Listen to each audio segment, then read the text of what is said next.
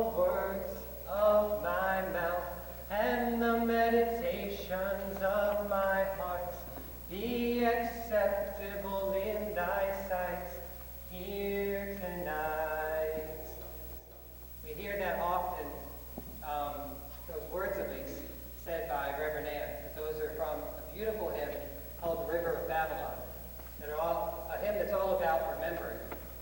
And this service for me is very much about remembering, because these songs are songs that I sang for 2 years in a very different context, but still have my heart on fire. But I'd like to, and obviously the mic too. But I'd like to start by, again, thanking all of you for being so open to this service, and thanking the youth group for going on this journey with all of us. And then a special thank you, Deb alluded to it, but for the whole community for coming together for the garage sale yesterday as a fundraiser. It was a very positive day, and we raised money for the trip, and I think we all need to give a huge round of applause for the whole community.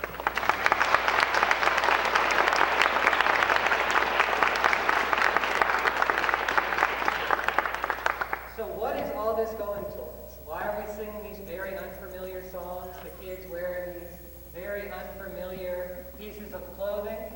It's because we're going to believe. We're going to shift our perspective. We're going to have our hearts warmed by seeing God in our neighbor. And I get to do that every single Sunday with the youth group through Sacred Talk. And I see that Delia and Jai, who are usually in Sacred Talk with us, are here too. And they're just really wonderful. But I'm able to see God in my neighbor every single Sunday through that experience. But this right here is about Belize, where my perspective is really shifted. And when I came to Belize, I'm from Montclair, so I was an anthropology major, very liberal. I felt like I was just ready to be the perfect international volunteer, you know? So I came in and I was really kind of arrogant, but I was also very, very aware of not offending anybody. I didn't want to offend anybody. I knew that was the worst thing that I could do. So on my first night, we have a homestead, and I'm in a Kechi Maya village. That's where we're going to be going. We're going to be going to a Maya community, which are really beautiful people that were never really formally colonized, so they're living their traditional lifestyle. So here I am, this white guy from Jersey, with all the good intentions in the world, and I'm given this plate of tamales, and I'm seeing these really thick palm leaves over the tamales, right? And I'm like, man, that doesn't look very good. I don't know how I'm going to get, even though I got some big teeth, I don't know if I can get my teeth through these tamale leaves. But I was, the worst thing I could do is offend somebody. So there I did. I took the tamale leaf, whole thing, didn't unwrap it because maybe that's the way that they eat it. And the host family is looking at me. I have the tamale leaf, and I'm ready to make Montclair, my liberal arts degree, proud. And I go for it, and I take a big old bite out of that. And I'm just chewing. And I'm just chewing, and chewing, and chewing. And finally, the Maya people are very proud, but they don't show a lot of emotion, at least they did in this case. They just look at me, and they're just like, no. Oh, no. And from then on, a big part of Belize is hitchhiking, so I'd be in that part of the region a lot. From then on, whenever I pick somebody up, they'd look at me and they'd be like, "Are you the man that ate the leaf?" Every single time. So they're going to hear it all the time. I am the man that ate the leaf. So that was my introduction to Belize. But it was also my kick into seeing that I had to change my perspective. All the good intentions, my liberal arts degree, all the studying in church, it wasn't going to make me able to really see and really be with the community in the way that I needed to be.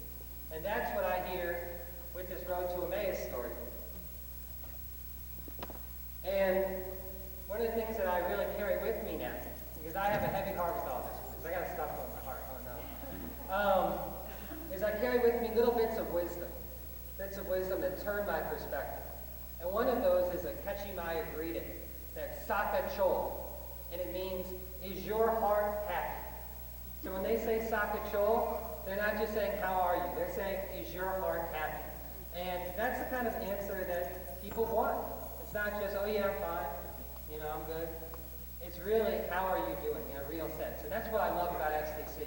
When we have the passing of the peace, you can't stop us passing the peace. John playing, and come on, let's wrap it up at the cabaret, which was such a huge success. We had the whole thing about good morning.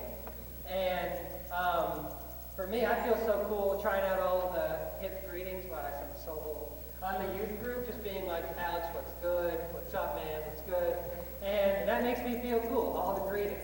And that's because I think when we're in this space, we really want to know how we're doing. But that isn't the pattern for most of us the rest of the week. When we say, how are you?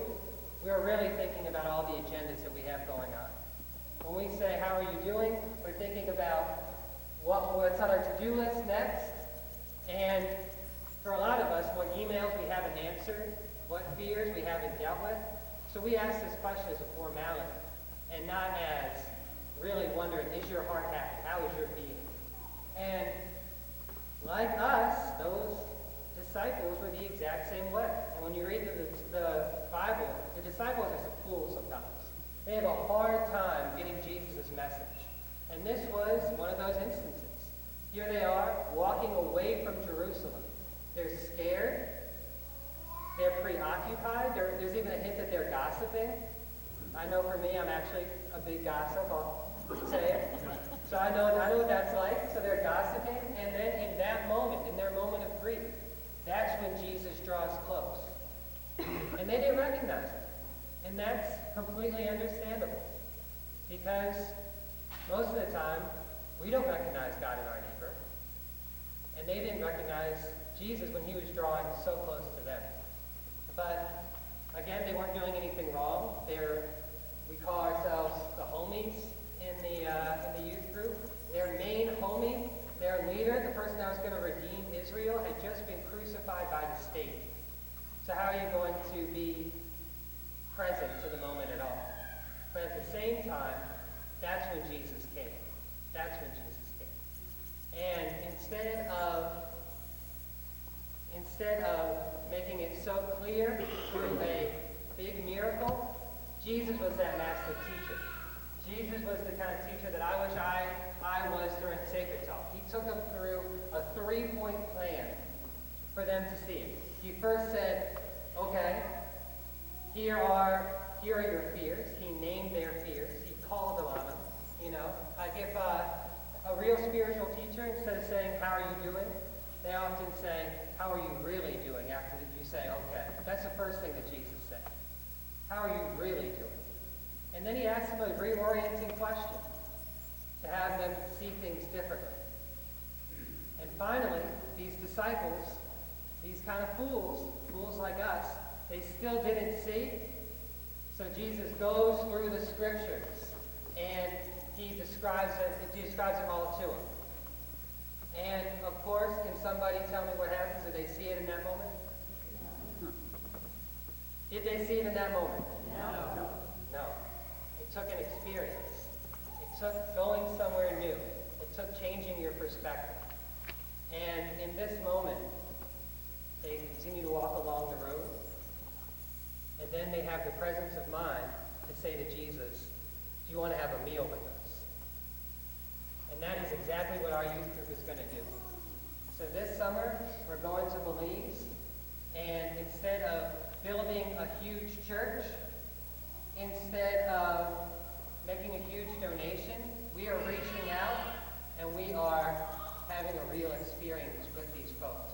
And the reason why I feel confident that we can do it this way is because throughout the year, I have been in conversation with the youth leader in Belize, a man named Carlos Capul, and he has invited us to spend a week with them, and a week where we can shift our perspective, a week where we can see God within our neighborhood. So, with all of us here today,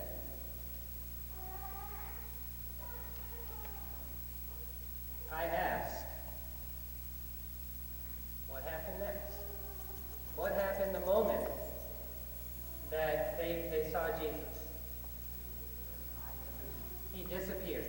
was gone.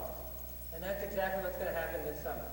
So we're going to go, we're going to build our trust, we're going to form a relationship, and then we're going to have to leave. And just like that, that's exactly what happened with Jesus. Right when they noticed him in the meal, he was gone. And that is the spiritual journey. Please let me know if those moments when your heart were warmed, if you knew that that wasn't a fleeting moment that was going to vanish. That is the same thing that's going to happen here. So we're going to go, and we're going to be able to have this incredible experience only to have the moment be gone. But at the same time, when they recognized Jesus, they said, weren't our hearts warmed? Weren't our hearts warmed? And that is what I hope for our youth group, is that we can have our hearts warmed by recognizing that God is in our neighbor. And for me, usually doesn't take a trip all the way over to Belize to see that God is in your neighbor. If you turn to your neighbor now, please do so. Know that God is in the person that you're sitting next to. God is in the person that's sitting next to you. And that is why we are going to Belize, to see that God can be in our neighbor, that God is in our neighbor. And even if it means that once we leave, that feeling will vanish, it doesn't change the fact that our hearts were warmed. And I think that that is some very, very good news.